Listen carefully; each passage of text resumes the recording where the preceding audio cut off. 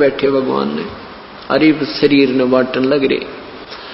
परमात्मा ने वहां जाकर कहा भी स्नान करूंगा मैं बिजली खां, क्योंकि वहां का मालिक प्रबंधक वही था।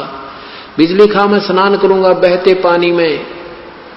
वहां एक आमी नाम की दरिया बहा करती थी। कहते हैं भगवान शिव ने श्राप दे रखा था, वह सूख की गई थी। बिजली खां पठान ने कहा कि प्रभु आपके स्नान के लिए बाहर से पानी मंगवाया है, यहाँ पानी कुएं का भी नहीं रहा अच्छा, और यह इसका दरिया भी सूखी पड़ी है प्रभु, इसमें जल नहीं है। तो परमेश्वर ने कहा भी दिखाओ कहाँ है वो सूखी नदी कहाँ है। उस नदी बिल्कुल जहां पर परमात्मा का ने जो शरीर गए थे उससे से ज्यादा 400 फुट की दूरी पर, बल्कि 250 फुट की दूरी पर अब वो नदी आज भी विद्यमान है। ये दास 3 बार संगत को साथ ले जाकर देख कर आया, उनको दिखा के लाया और दृढ़ विश्वास हो गया उनको कि सचमुच गुरुजी जो कहते हैं वो सत्य है। तो वहां जाकर परमेश्वर खड़े हो गए और सेना भी गणी, दर्शक भी निरे जा रहे। वहां काशी से भी, बनारस से आगे, रुद्र के क्षेत्र के आगे भी कैसे शरीर छोड़ेगा। तो वहां आकर के परमात्मा ने उस नदी पर ऐसे किया था जैसे ट्रैफिक का सिपाही करा करे, जिधर से बुलानी हो चलने देनी हो ऐसे कर दे, वो सारी खखाट ठा देती है ट्रैफिक। ऐसे परमात्मा ने वहां खड़ा होकर ऐसे कर दिया। तो कहते हैं काफी दूरी पर एक धमाका सा हुआ और जैसे पानी का स्रोत बह के ऐसा चला कि पूर्ण रूप से नदी फुल होकर फुल स्वयं पर निर्मल जल से भर के आएगी। सबने गदगद हो गए, नहाए धोए, पानी पिया, ठाठम ठाठ हो गए। फिर परमात्मा ने कहा एक सदर नीचे बिछा दो, एक बिछा दो ऊपर, अब मैं स्नान करूंगा ना, मैं अपना प्रस्थान करूंगा, मैं सतलोक जाऊंगा। और वही देख लियो तुम काजी पंडितो अपना हिसाब किताब ला के मैं कहां जाऊंगा। अब फिर क्या देखा कि इधर तो वीरदेव सिंह बघेल की सेना कति सडेन टू हो रही, कति हथियार तैयार करके, उधर से बिजली खां पठान की सेना खड़ी कति तैयार हुई। अब हम नहीं ले जाने देंगे, अड़कट के मर जाएंगे, हम नहीं ले जाने देंगे अपने गुरुदेव के यहां से शरीर को। तब परमात्मा अंतर्यामी ने कहा अरे ये क्या, ये सेना किस लिए लाया है बिजली खां। नीची गर्दन कर ली, क्योंकि इधर बिजली खां खड़ा है, इधर वीरदेव सिंह बघेल खड़े हैं और सेना उधर खड़ी है, एक इधर खड़ी है, बीच में भक्त बैठे हैं, दर्शक बैठे हैं।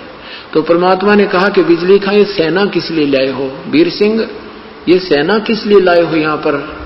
न्यू गर्दन कर ली नीचे ने, क्योंकि वो तो परमात्मा से डरते थे। क्या बोलना, क्या जवाब दें इनको गुरुदेव के सामने। तो अन्य जो हिंदू और मुसलमान मुठड़ से आ रहे थे वो कह रहे गुरुजी हम मुसलमान तरीके से आपका यहाँ अंतिम संस्कार करेंगे, हम इन काफरों के हाथ नहीं लगने देंगे आपके शरीर को। हिंदू कहते हैं हम नहीं छोड़ेंगे, हम अपने भगवान का, अपने गुरुदेव का तुम्हारी तरह मिट्टी ऐसे नहीं डालने देंगे, हम इनको अंतिम संस्कार हिंदू रीति से करेंगे। अब चढ़ा ली बा हो गए तैयार करते। परमात्मा बोले निकम्मो 120 साल तक मैंने यह शिक्षा दी तुम्हारी, आज भी तुम एक दूसरे को दो मान रहे हो, और इस मिट्टी को कोई फूको चाहे गाड़ो बता इसका बनेगा के निकम्मो। फिर सब शांत हो गए, क्योंकि वो तो उनसे परिचित थे कि परम शक्ति है। और कहा कि वे सुन लो, मेरा ये अंतिम वचन समझो, मेरा आदेश है, ठीक है तुम नहीं मानते हो, मेरे शरीर के 2 टुकड़े कर देना। वैसे तो तुम्हें शरीर नहीं मिलेगा मेरा इसमें, फिर भी जो वस्तु मिले उसको आधी आधी कर लेना, पर ना जच्चा उनके शरीर ना मिल रहा करा, शरीर तो पावेगा। परमात्मा ने कहा कि ये मेरी बात मान लेना कि इसमें से आधे आधे वस्तु ले लेना, एक चदर में नीचे बिछाऊंगा, एक ऊपर ओढ़ूंगा, एक हिंदू ले लेना, एक मुसलमान ले लेना, और मेरा जो बीच में शरीर मिल रहा है तो उसने आधा आधा बांट लेना, पर तुम्हें 3 तलाक जाए आपस में लड़े होते। परमात्मा ने ऐसा कहकर के एक चदर नीचे बिछा दी, थोड़े थोड़े फूल वैसे सुगंधित से 2-2 इंच डाल दिए भक्तों ने, वो गुरुजी लेटेंगे और उसके ऊपर लेट के एक चदर ऊपर ओढ़ ली। और थोड़ी देर, कुछ देर के बाद क्या देखा, आकाशवाणी हुई ऊपर तो, और कहा भी देख लो उस चदर के नीचे मेरा शरीर नहीं है और मैं जा रहा हूं अपने सतलोक को, और प्रेम पूर्वक रहना बच्चों, तुम गलती बहुत कर गए, ऊपर देखा तो एक बहुत तेजों में शरीर, बहुत तेजों में जैसे प्रकाश का गोल प्रकाश जा रहा हो, क्योंकि दूर होने से वो शरीर ना दिख करके परमात्मा का, क्योंकि हमारी दृष्टि से हम उसके ओरिजिनल शरीर को देख भी नहीं सकते। सबने नो देखा वो गए भगवान। तो कहा कि देख लो वे तुम अपने जंतर मंत्र, अपने वेद कतेब खोल के या जंत्री में कहा जा रहा हूं, मैं स्वर्ग से भी पार जा रहा हूं। उन्हें कहा मैं तुमको तो यहाँ पर गधा बनता मरने वाला। तो परमात्मा वहां सतलोक पहुंच गए। और उधर से क्या हुआ कि दोनों हिंदू और मुसलमान एक दूसरे के लपट के ऐसे रोए जैसे बान भाई रोया करें माता पिता की मृत्यु पे। इस तरह चिपट जाते हैं और एक दूसरे को कहते हैं भाई हम तो महापापी थे, हमने भगवान को समझा नहीं, हम तो जुल्म कर दिया, ये भगवान हमें कैसे क्षमा करोगे। और नहीं, अगर परमात्मा विचार करना पुण्यात्माओं, ये निष्कर्ष है, ये सार निकालना हमने, ये सार निकालना, अब इसका निष्कर्ष निकालना है कि जैसे भगवान श्री कृष्ण जी ने प्रयत्न किया था, 3 बार शांति दूत बनकर गए थे कौरव पांडवों के युद्ध को समाप्त करने के लिए, युद्ध न हुए, लेकिन श्री कृष्ण जी काल के सामने फेल हो गए। वो किसी की बुद्धि को चेंज नहीं कर सके और ये अनर्थ होकर रहा। महाभारत में 18 करोड़ व्यक्ति कट कर मर गए। और यदि परमात्मा कबीर साहब उस दिन अपनी समर्थता का प्रमाण नहीं देते तो हिंदू और मुसलमान का गहरा युद्ध छूट जाता, ना जाने कितने दुनिया मर जाती। अपनी समर्थता प्रतीक दिया कर करके उनको सोच लीला दिखा के और उसको ऐसा प्यार बढ़ा दिया, रोम और सीने का लगावे। बिजली खां पठान ने कहा भी ठीक है, गुरुदेव का आदेश था, एक सदर हम ले लेते हैं, एक तुम ले लो हिंदुओं। आदे क्योंकि शरीर के पूरा शरीर जितना होता, इतने सुगंधित फूल हो गए, उस शरीर के बदले में उतने ही शरीर के तुल जितना उस चद्दर ऊपर लिपटी हुई थी, लोड रखी थी, उस शरीर जितने इतने सुगंधित फूल पाए परमात्मा नहीं पाए। आधे फूल हिंदुओं ने एक चद्दर, आधे फूल ही मुसलमानों ने एक चद्दर लेके, और बिजली खां पठान ने वही स्थान दे दिया, यहां बनाओ आपकी इच्छा और वहां ले जाओ काशी आपकी इच्छा। तो हिंदुओं ने भी, वीर सिंह ने भी कहा कि जब परमात्मा हमें एक करके गए हैं तो हम 2 नहीं होना चाहते। फिर भी क्योंकि अन्य लोग थे, कुछ लोग ऐसे थे भी ठीक है, तो अलग अलग आदेश है सतगुरु का, तो वहीं पर 100 फुट की आपस में फैसला नहीं है दोनों यादगारों का। आज भी प्रमाण है, आज भी प्रमाण है। और बिजली खां पठान ने कहते हैं 500 बीघा जमीन तो हिंदुओं वाली, कब उस हिंदुओं ने जो बना रखी है यादगार, उसके नमत कर दी, और 500 बीघा मुसलमान वालों को, 500 बीघे आज भी जमान उनको जमीन अलॉट है। और परमात्मा हमें एक करके चलेगे, पर हम समझे कति नहीं। अब परमेश्वर के बारे में जो दंत कथाएं बनाई गई थी, वो तो विधवा ब्राह्मणी का पैदा हुआ था, फलाना था, ये सब लोकवेद था। और उन लोगों की बातों पर के विश्वास करें जो कृष्ण जी को अजर अमर बताया करते, और उनकी हिस्ट्री शीट, उनके जीवन चरित्र में उसमें कहते हैं हम तो नासवान है। तो ये दंत कथा थी, लोकवेद थी, ज्ञान शास्त्र विरुद्ध ज्ञान था। तो गरीबदास साहिब ने अपने परमात्मा के विषय में क्या बताया है कि नाम अगर पियाना सतगुरु की, नाम अगर पियाना सतगुरु की, नाम अगर पियाना हो, दोनों दीन चले संग जाके हिंदू मुसलमाना हो, दोनों दीन चले संग जाके हिंदू मुसलमाना हो। जब काशी से परमात्मा चले मगहर की तरफ, उस समय का एक अमर वाणी बोली है उन्होंने कि नाम अगर पियाना सतगुरु की, नाम अगर पियाना माने प्रस्थान, की नाम अगर पियाना सतगुरु की, नाम अगर पियाना हो, दोनों दीन चले संग जाकर वो हिंदू मुसलमाना हो। मुक्ति खेत को छाड़ चले हैं तज काशी अस्थाना हो, मुक्ति खेत को छोड़ चले हैं तज काशी अस्थाना हो। साहसिक अंदर कदम लेत है, साहसिक अंदर कदम लेत है, बादशाही सुल्ताना हो, कि नाम अगर दोनों दीन संग चले संग जाके हिंदू मुसलमान हो। दोनों दीन चले संग जाके हिंदू मुसलमान हो। कीन्या मगर पियाना सतगुरु कीन्या मगर पियाना सतगुरु कीन्या मगर पियाना हो। दोनों दीन चले संग जाके हिंदू मुसलमान हो। दोनों दीन चले संग जाके मुसलमान हो। चार वेद के वक्ता संग हैं वो खोजी बड़े बयाना हो। सालग राम सुरत सेवे वो ज्ञान समुद्र दाना हो। सठ दर्शन जाके संग चाले वो गावत वाणी नाना हो।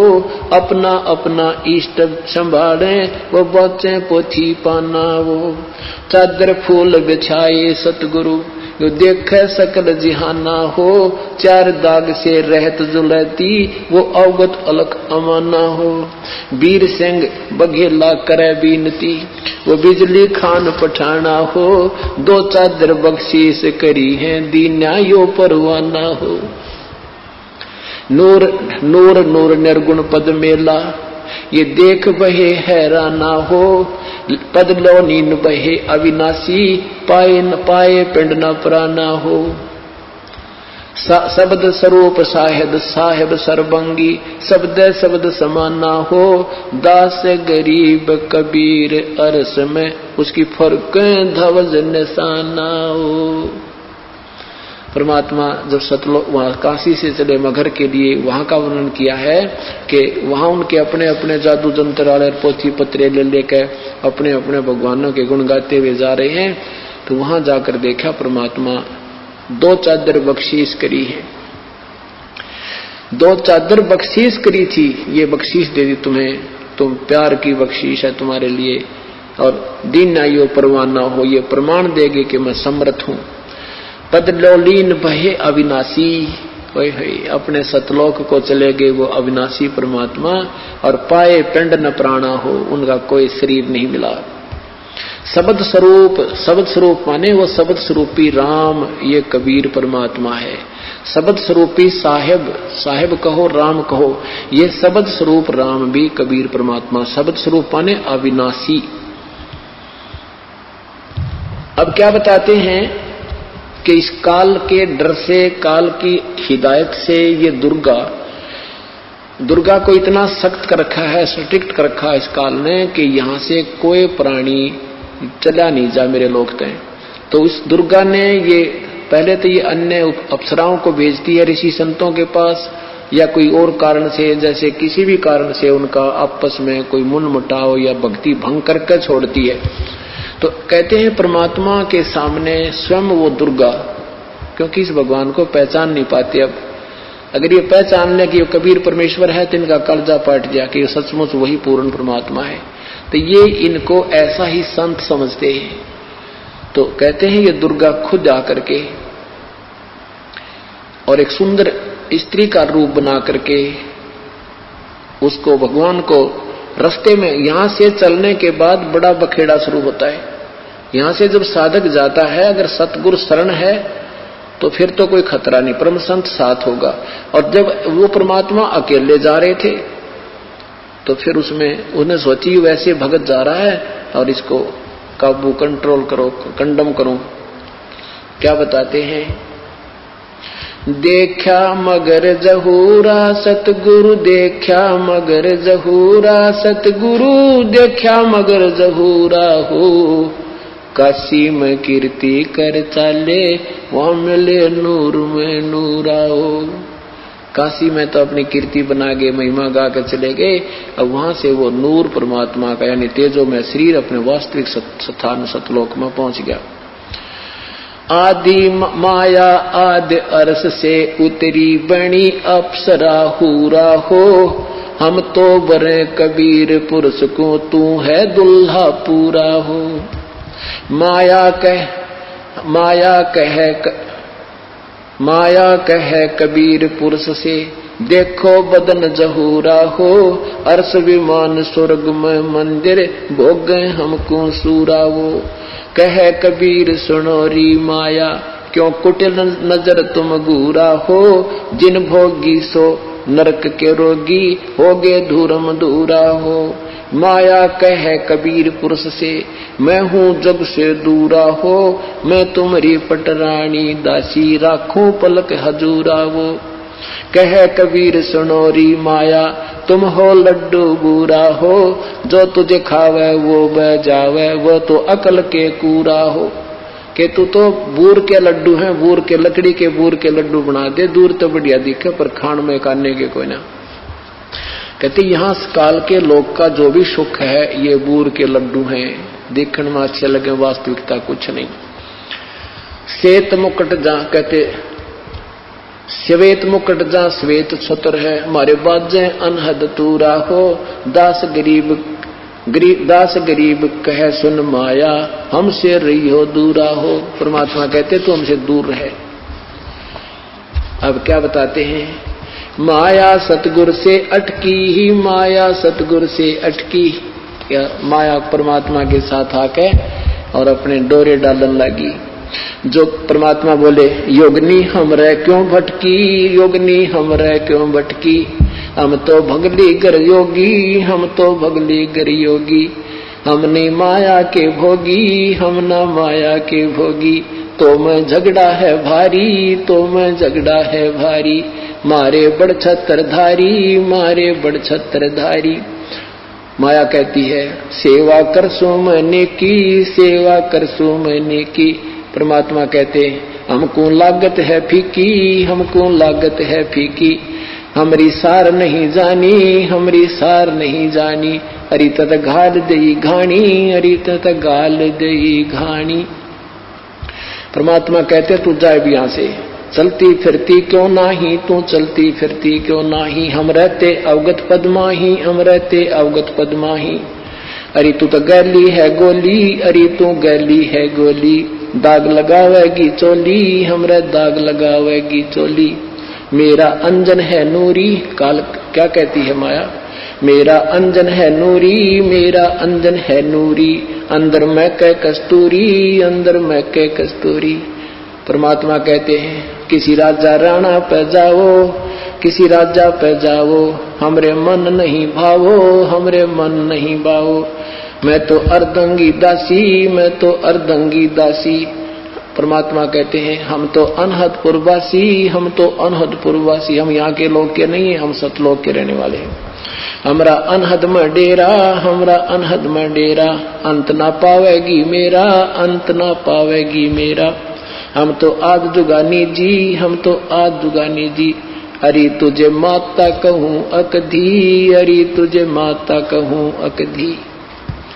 अब परमात्मा संकेत देते हैं कि नादान तुझे माँ कहूँ कि बहन कहूँ, क्योंकि अपने आप को छुपा के कि यहाँ का प्राणी सिद्ध करते हुए, साधक सिद्ध करते हुए कहते हैं कि तू उसी लोक से आई है, अब हम भी उसी लोक से आए हैं, अब तुझे माता कहूँ या मैं बहन कहूँ, तेरा कौन सा नाता वर्तू तेरे तक। अब पुण्यात्माओं ये काल का बहुत बड़ा बखेड़ा है। अब परमात्मा उसको समझाना चाहते हैं, पर यहाँ आने के बाद जीव का बुद्धि भ्रष्ट हो चुकी है। अब क्या कहती है, अरे अब मैं देऊंगी गारी, अब मैं देऊंगी गारी। परमात्मा कहते हम तो योगी ब्रह्मचारी, हम तो योगी ब्रह्मचारी, यानी हम सब चीज सहन करने वाले हैं, गाली देगी उसने भी स्वीकार कर लेंगे। कहती आसन बंधोगी जिंदा, आसन बांधोगी जिंदा, गल में डारूंगी फंदा, गल में डारूंगी फंदा। परमात्मा कहते आसन मुक्तारी माई, आसन मुक्तारी माई, तीन लोक ना अंघाई, तीनों लोक ना अंघाई, हमरे द्वारे क्यों रोवो, हमरे द्वारे क्यों रोवो, किसी राजा राणे को जोवो, किसी राजा राणे को जोवो, हमरे बांग नहीं भूनी, हमरे बांग नहीं भूनी, माया शीस कूट रोणी, माया शीस कूट रोणी, तू तो जोगनी है खंडी, तू तो जोगनी है खंडी, मोरा फेर चली लंडी, मोरा फेर चली लंडी। अब परमात्मा ये कहते हैं कि तूने पहले तो वहां नाश करा, सबसे पहले हाथ खड़ा करा, और गेला हमने लपेट लाई, तेरी देखम देखा हम खड़े हुए। कहने का भाव यहाँ परमात्मा अपने आप को सिद्ध करता है कि तू जितनी शानी बन गई है और काल के अधीन हो चुकी है, तुम्हारी बुद्धि खराब हो चुकी है। अब हम वो संत नहीं है ना हम भांग पीते कि भांग के पी के गलती कर दे, हम तेरे काबू में आने के नहीं है। तो कहते हैं फिर मोरा फिर चली लंडी, फिर चलेगी वापस गुरु पे, कोई नहीं चली इसकी। तो ऐसे परमात्मा की शरण माने से हमारे सारे संकट और पूर्ण परमात्मा की महिमा से हम परिचित होंगे और संकट निवारण होंगे। अभी आपको परमेश्वर की एक छोटी सी महिमा सुनाते हैं। एक भक्तमती सरोज पत्नी जोगिंदर पुत्र श्री बलवान गांव पेटवाड़, इस बहन ने अभी उपदेश लिया था, आज वो अपने बच्चे समेत आई हुई है। एक बार वो बहन अगर यहाँ नहीं गई हो तो खड़ी होए। उन्होंने अभी उपदेश लिया है और 12 वर्ष में परमात्मा ने पुत्र दिया है। बहन ये खड़ी, भक्तमती सरोज पत्नी श्री जोगिंदर पुत्र श्री बलवान गांव पेटवाड़ है। 12 साल शादी के बाद परमात्मा ने 10वें महीने रजा बख्श रखी है। ये पूर्ण परमात्मा पर सुनता उसकी है जो सच्चे दिल तक पुकार करे, कति हृदय ते कपट नहीं रखे। बैठ जा बहन। अब दूसरा है कि भक्त पुनीत पुत्र श्री रतन सिंह नजफगढ़ से आए हैं, ये खड़ा। इस बच्चे को इतनी भयंकर बीमारी थी, इसके माता जी ने भी नाम ले रखा है और सब इलाज करवा लिया था, पागल हो गया था। डिक्लेक ब्रेन का इसका जो कहते हैं, इसका ब्रेन में वो हो रही है माइग्रेन जिसको बोलते हैं, वो बीमारी है, सारा डाल लिया था। ऐसी बुरी उसने अंदर से कोई टेढ़ा सा वो दिखाई देता था। और अब ये यहाँ आया, नाम तो इसने 2 महीने हो गए लिए में। जो एक तकलीफ थी वो तो पहले ठीक होगी, एक और रह रही थी। इसकी माँ भी नो कहती जी डॉक्टर ने कहा इलाज कराना पड़ेगा। लड़का ने बोला मैं इलाज नहीं कराऊं, मेरे सदगुरु करेंगे। और इसकी माँ ने कही मेरा बेटा मरेगा, और यू मानता नहीं जी, जिद कर रहा है। मैंने भी कह दिया बेटा दिखा ले भी, डॉक्टर को दिखाना में कोई हर्ज नहीं होता, बाकी दवाई भी उस समय काम करेंगे जब भगवान राजी हो जाएगा। पर यू नहीं माना। ये फिर वहां ले आए, इसको चक्कर आते थे इस बच्चे को। अभी समागम से हम यहाँ आने लगे, उसे 1 दिन पहले 2 दिन पहले आ गई इसकी माँ लेकर। तो कहने लगे जी इसको यहाँ आने के बाद 2 दिन हो गए, दौरे नहीं आ रहे, चक्कर नहीं आ रहे, इसको वो दिक्कत नहीं है। तो कहने लगे जी इस समागम तक वहां आपकी आज्ञा हो तो रह जाए, वहां कर लेगा सेवा, कोई बात नहीं। ये लड़का कहता 4थे दिन में कति स्वस्थ हो गया, कोई तकलीफ नहीं रही, आपके सामने खड़ा है। बोलो सतगुरुदेव की जय।